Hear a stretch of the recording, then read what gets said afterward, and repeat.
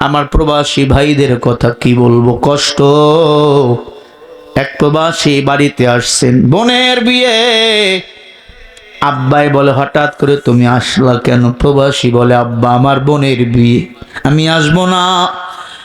আব্বা বলে অনেক টাকার দরকার, মাও বলে অনেক টাকার দরকার, আর একটা বছর পরে আসলে পাইতা। অনেক ভাই আছে, ভাই বিদেশ থাকলে খুশি, অনেক পরিবার আছে বিদেশ থাকলে তারা খুশি, বাড়িতে আসলে তো বেজার টাকা পায় না মাসে মাসে। প্রবাসী বাড়িতে চলে আসছে, বোনের বিয়ে, বোন জড়াইয়া ধরছে, ভাই তুমি আইসো আমি খুশি। ভাই বলে বোন রে কিছু আনতে পারি নাই, তোর জন্য একটা জামা নিয়ে আইছি আমি। ভাই আবার চলে যাও প্রবাসে, হয়তো আর দেখা নাও হতে পারে, আমার জন্য দোয়া করবি। আর আমার কথা যখন মনে পড়বে, এই জামাটা দেখে মনে করবি। মারে একা একা ডাক দিছে, মা তোমার জন্য একটা শাড়ি নিয়ে আইছি মা। মা আমি আবার চলে যাব, আমি আসাতে তোমাদের মন বুঝি খারাপ মা। মারে শাড়ি দিল, মা বলে ছেলে কি হয়েছে, কিছু বলে না। আব্বারে ডাক দিছে একা একা, আব্বা আমি আসে তো তুমি অনেক বেজার, আবার চলে যাব আব্বা, আবার আমি চলে যাব আব্বা। আব্বারে একটা লুঙ্গি দিছে, ছোট ভাই বড় ভাই সবার জন্য নিয়ে আসছে। আল্লাহর বান্দা বোনের বিয়ে দেওয়ার পরে পরে দিন চলে গেছে। আল্লাহর বান্দা চলে যাওয়ার পর একটা চিঠি বাক্সের মধ্যে রেখে দিয়েছে। মা সকালবেলা বিবাহের দিন ধার্য, ছেলে চলে গেছে, একা একা মা ঝাড়ু দেয়, আর চিঠিটা মায়ের পায়ের কাছে পড়ে গেছে। সন্তান লেখছে আম্মা আব্বা আসসালামু আলাইকুম। মা বাবা আমি বিদেশে 15 বছর ছিলাম, আমার শরীরে বড় রোগ, আমি আমার শরীরে ডক্টরে দেখাইলাম, ডক্টর বলে তোমার ব্লাড ক্যান্সার হয়েছে, তুমি বাঁচবা না। আমি প্রবাসী, চাইলাম দেশে যাইয়া আমি শেষ জীবনটা আমি আমার মায়ের পায়েতে পরে কাটাইয়া দেব, আমি আমার বাবার পায়ে পরে কাটাইয়া দেব। কিন্তু বাড়ি আইসা দেখি তোমরা আমার টাকা চাও, আমারে চাও না। তাই তো সবার জন্য বিদেশ থেকে শপিং করে নিয়ে এসেছিলাম মা। যখন তুমি হয়তো এই চিঠি পাইবা, আমি থাকবো বিমানে, হয়তো আর কোনোদিন দেখা হবে না। ও মা ও বাবা তোমাদের কাছে আমি বড় ঋণী। তোমার প্রবাসী সন্তানটা, তোমার কাছে কোনো আবদার নাই, তবে মা বাবা শুনিয়া লও, প্রবাসীরা এত কষ্ট করে ঈদের দিনে, তোমরা আনন্দ করো, প্রবাসীরা ঈদের দিনে আনন্দ করতে পারে না, তারা কাজ করে। ওই হাতুরের বাড়ির আওয়াজ ঈদের দিনও প্রবাসী সন্তানরা দেয়। মা যখন ঈদের দিনে ফোন দেয়, ছেলে কেমন আছো, সন্তান বলে আমি হাতুড়ির বাড়ি ফেলাইয়া দিয়া মা তোমার সাথে হাসি মুখে কথা বলি, কারণ আমি কষ্টে আছি, শুনলে ঈদের দিন তোমার মাটি হয়ে যাবে। এই হলো প্রবাসীদের কষ্টের জীবন। আমার প্রবাসী মা বাপ যারা আছো, প্রবাসী মা বাবার সন্তান যারা আছো, সন্তানের জন্য নামাজে দোয়া করবেন, কারণ নিজের দেশেই নিরাপদ না, বাইরের দেশে কেউ কাউরে চেনে না। একটা কুকুরকে যেমন বিদেশিরা মূল্যায়ন করে, আমার দেশের প্রবাসীদের তারা মূল্যায়ন করে না। ও আমার প্রবাসী ভাই, এ বয়ান তোমরা শুনবা ইউটিউব ইন্টারনেটের মাধ্যমে, তোমাদের কাছে আমি শরীফুল ইসলাম বড় কৃতজ্ঞ। তোমরা আমার দেশের বড় বীর, তোমরা আমার দেশের বড় নায়ক, তোমরা আমার দেশের বড় যোদ্ধা। তোমাদের ঋণ আমরা কোনোদিন শোধ করতে পারবো না। প্রবাসী সন্তানের মা বাপ যারা আছেন, সন্তানের জন্য নামাজে দোয়া করবেন, কারণ প্রবাসীরা হলো আমাদের কলিজা। তারা এত টাকা তারা বাংলাদেশের জন্য পাঠায়। প্রতিদিন বাংলাদেশের রিজার্ভ খাত বাড়তে আছে, জোরে বলেন সুবহানাল্লাহ। এক একটা প্রবাসী এক একটা আমাদের যোদ্ধা, কথা বল না, এক একটা প্রবাসী এক একটা বীর। আমার বাংলাদেশের বড় অফিসার ছোট অফিসার সবাই ঘুষের জন্য পাগল, আর আমার প্রবাসী কলিজার টুকরা যুবক আমার দেশটা রক্ষার জন্য বড় পাগল। তোমরা যারা প্রবাসীর বন্ধু তোমরা ধন্য বন্ধু, তোমরা যারা প্রবাসীর ভাই তোমরা ধন্য ভাই, তোমরা যারা প্রবাসীর বাবা তোমরা ধন্য বাবা, তোমরা যারা প্রবাসীর মা তারা ধন্য মা। প্রবাসীরা এত কষ্ট করে, মাঝে মাঝে বিদেশ সফরে গেলে প্রবাসীরা এসে কলিজায় জড়াইয়া নাই, কি খাবেন হুজুর বলেন, কি খাবেন, কি নিয়ে আসবো, আপনি আমাদের দেশের গৌরব। কত প্রবাসী ফোন করে কান্দে, হুজুর এত টাকা পাঠায় আমার বউ আমার সাথে ঠিক মতো কথা কয় না। বোন রে, স্বামী বিদেশে, স্বামীর সম্পদ যেমন হেফাজত করা ফরজ, তোমার চরিত্র হেফাজত করাও তেমনি ফরজ। স্বামীকে মূল্যায়ন করবা, স্বামীর মতো বন্ধু ত্রিভুবনে আর কেউ হয় না, ঠিক কি না? ও ভাই, কষ্ট হচ্ছে আপনাদের? কেউ উঠবেন না, পায়ে ধরি, আমি আপনাদের পা ধরছি। আর কি বয়ান করে শোনাবো জানি না। জবানটা হেফাজত করো হে মুমিন, জবানের বড় দাম, জবানের বড় দাম। ছোট্ট বাচ্চাকে আগুনের মধ্যে ঝুলায় সব জিকিরের আওয়াজ মনে আসেনি? শেষ পর্যন্ত শোনার দরকার আছে না নাই? কারা কারা একটু হাত তোলেন, নারায়ে তাকবীর। হাত নামান। জবানের বড় দাম, এই জবানটাকে হেফাজত করো হে যুবক, ভালো করে শুনে নাও। আল্লাহর হাবিব বলেন, ক্বালা রাসূলুল্লাহ সাল্লাল্লাহু আলাইহি ওয়াসাল্লাম, সিলমান কাতাতা ওয়া মান সালামাত নাফসা ওয়া আসা রাব্বা। নবী আমার বলে, উম্মত আত্মীয়তার সম্পর্ক ছিন্ন করিও না, আত্মীয়তার সম্পর্ক মজবুত করো। আত্মীয়তার সম্পর্ক ছিন্ন যারা করবে, আমি নবী বলে দিলাম তারা জান্নাতে যেতে পারবে না। ও ভাই, আত্মীয়তার সম্পর্ক ছিন্ন যারা করে, ভাই ভাইরে কথা কয় না, আছে না নাই? ভাই বোন রে চেনে না, বোন ভাইরে চেনে না, স্বার্থ দুনিয়া দুনিয়া। এজন্য নবী আমার বলে, হুব্বুদ দুনিয়া রাস কুল্লি খতিয়া। দুনিয়ার মোহাব্বত সমস্ত ক্ষতির মূল।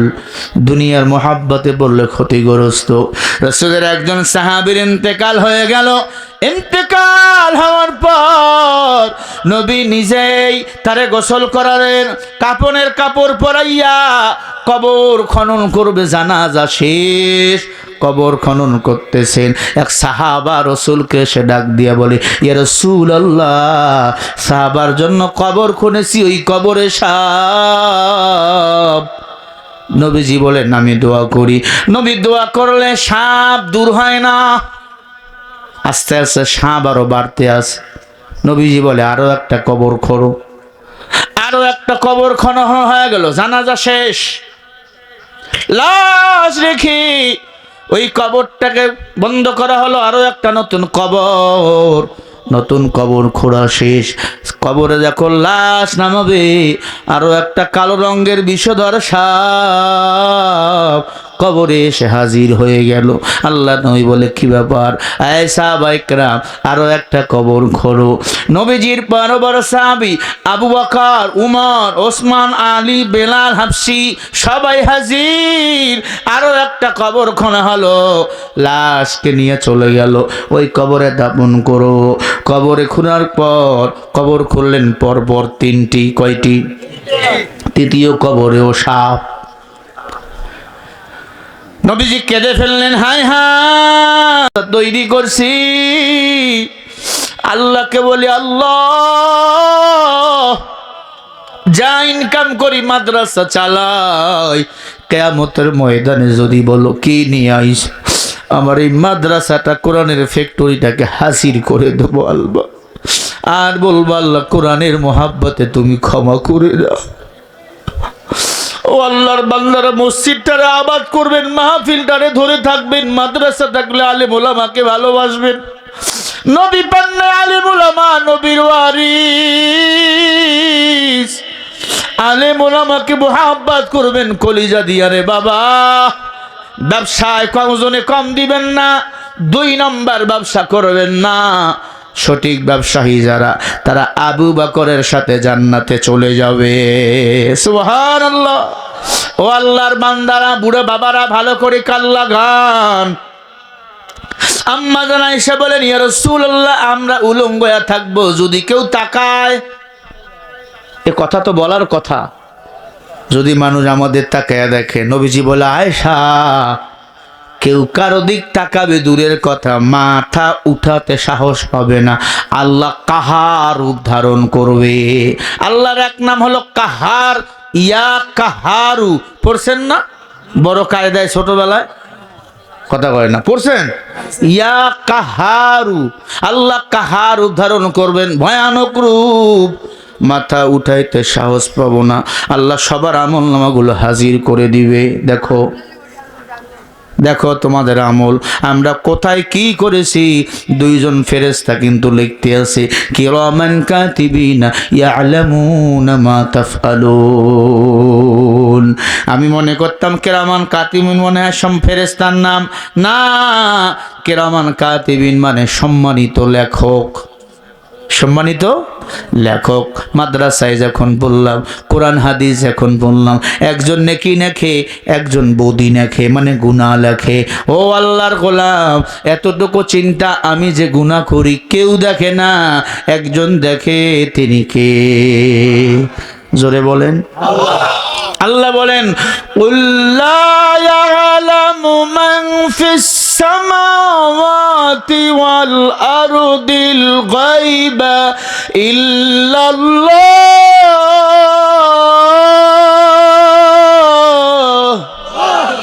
আল্লাহ বলে হে নবী, আসমান জমিনের কোন বাসিন্দা গায়েব জানে না, গায়েব জানি একমাত্র আমি আল্লাহ।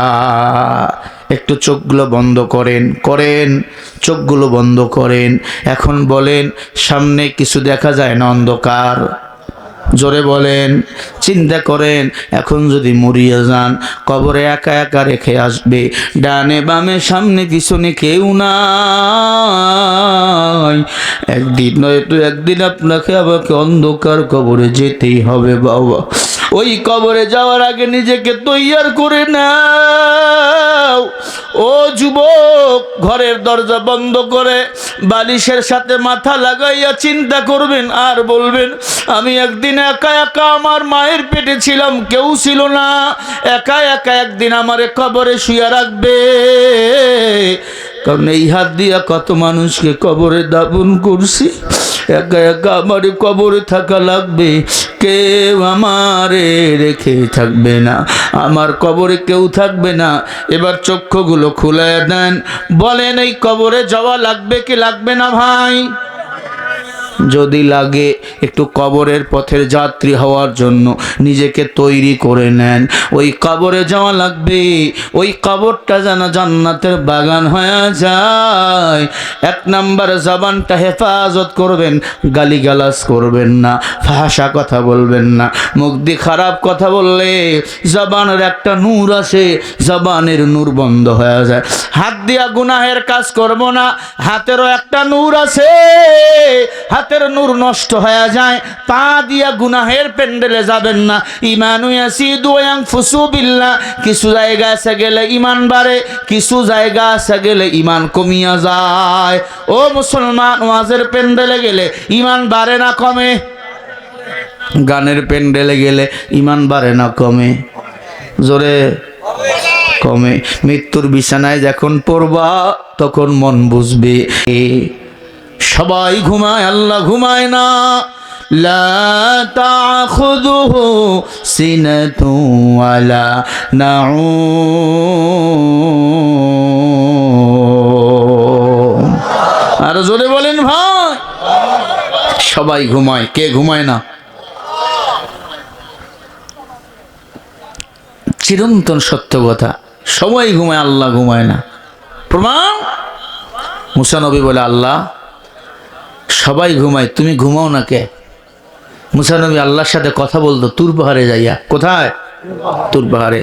আল্লাহকে, মুসা দেখবা কেন ঘুমাই না? হ্যাঁ দেখতে চাই। আল্লাহকে, মুসা হাতের মধ্যে এক গ্লাস পানি নাও। পানি নিয়ে মুসা নবী দাঁড়াইছে, চোখের মধ্যে ঘুমাইছে, পানির গ্লাস পড়ে শেষ। আল্লাহ একটু পরে মুসা নবীকে জাগনা করছে, মুসা বলো পানির গ্লাস কই? আল্লাহ ঘুমাই গেছিলাম, পানির গ্লাস পড়ে ভেঙে গেছে। আল্লাহ কয়, মুসা সামান্য একটা গ্লাস দিয়ে ঘুমাইয়া কন্ট্রোল করতে পারলা না, আমি আল্লাহ যদি ঘুমাই সারা দুনিয়া বল কে কন্ট্রোল করবে? अल्लाहु अकबर।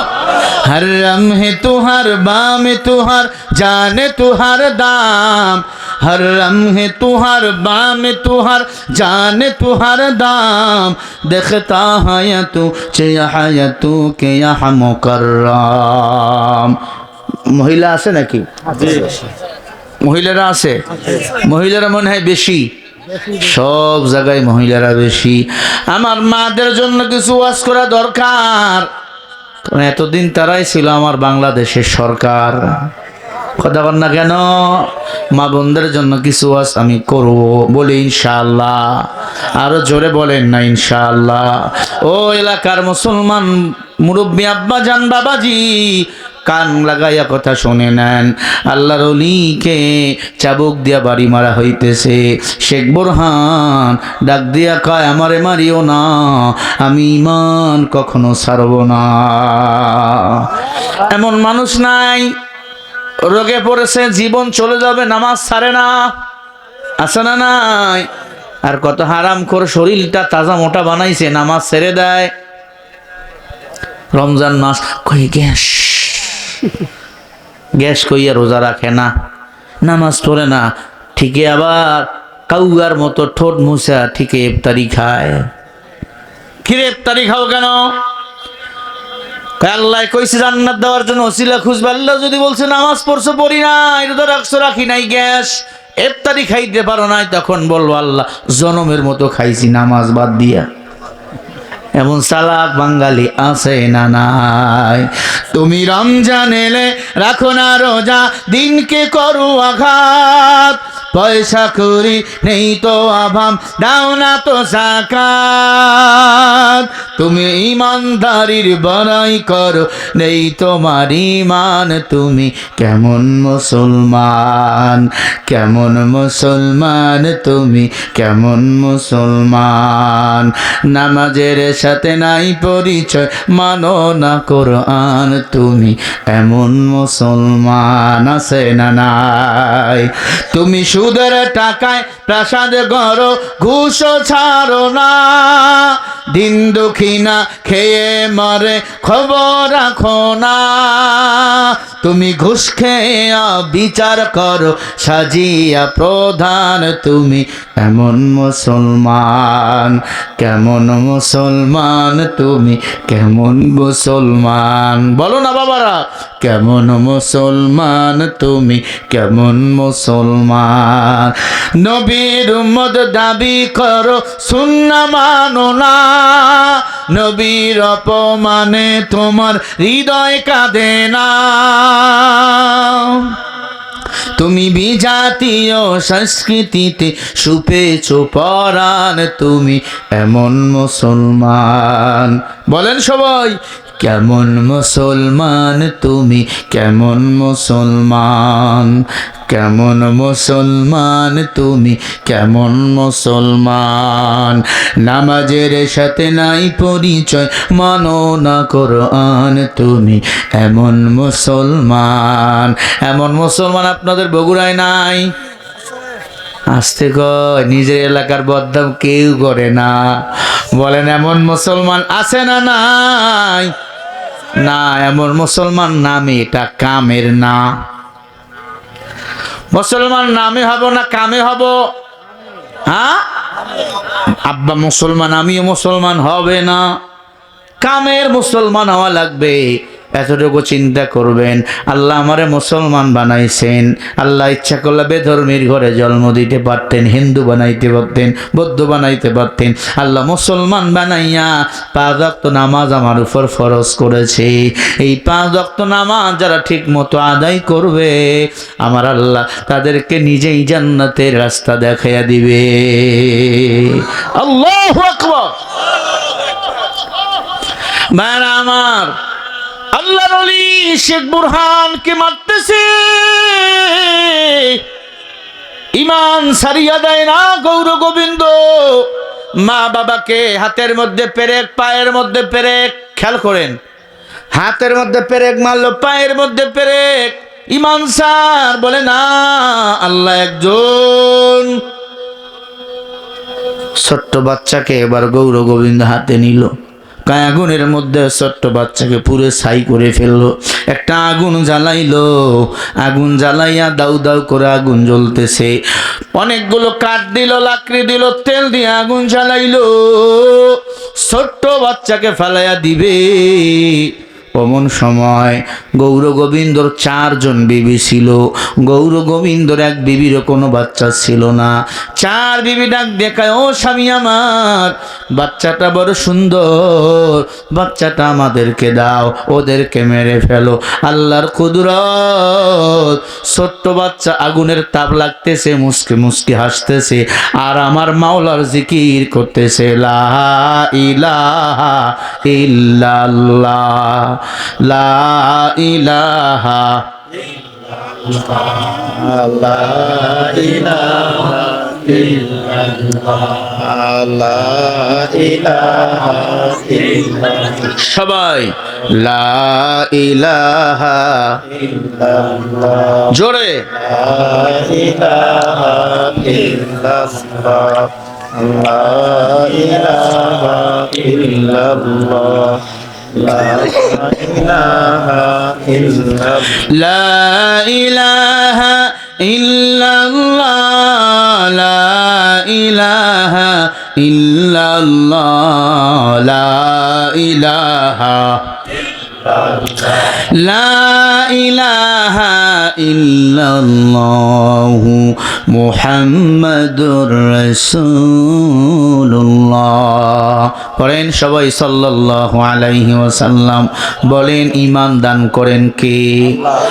সিরাতিল্লাহিল্লাযী লাহু মা ফিস সামাওয়াতি ওয়া মা ফিল আরদ আলা ইলাল্লাহি তাওসীরুল উমুর।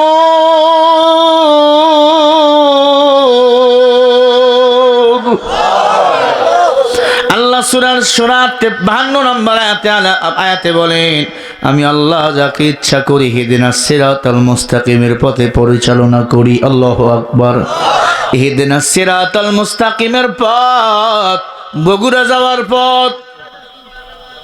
কোথায় যাওয়ার পথ? বগুড়া, জান্নাতে যাওয়ার পথ। والذين جاهدوا فينا لنهدينهم سبلنا وإن الله لمع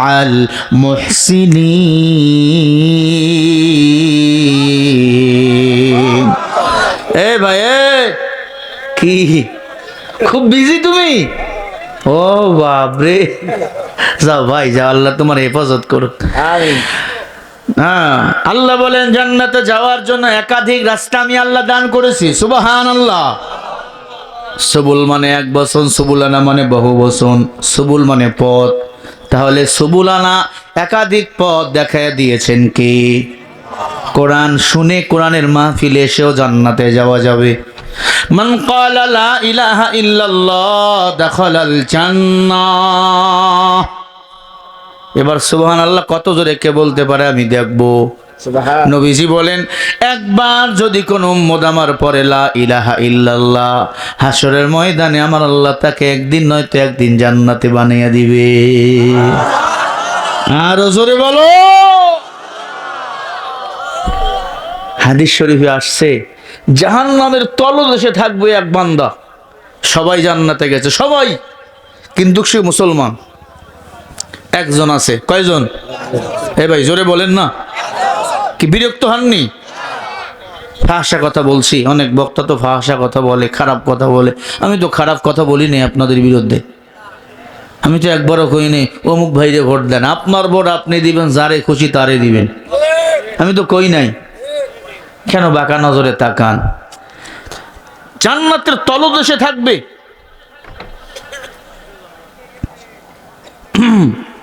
কিরে,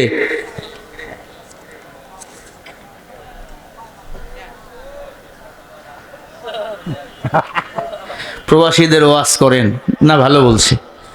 প্রবাসীরা আমাদের দেশের জন্য অনেক কষ্ট করে, কথা কয় না? ওই সেই প্রবাসীদের অনেকেই চেনে না, অনেক মা বাবা চেনে না, অনেক বউ প্রবাসীর স্বামীর টাকা নিজের অ্যাকাউন্টে করে আর এক নাগরের হাত ধরে চলে যায়, আছে না নাই? আমি প্রবাসীদের জন্য 5 মিনিট বলবো, যদি আপনারা উঠাউঠি না করেন, আর যদি উঠাউঠি করেন তাহলে আমি 12টায় ছেড়ে দেব। এখন চলবে কি চলবে না আপনাদের হাতে? চলবে না শেষ?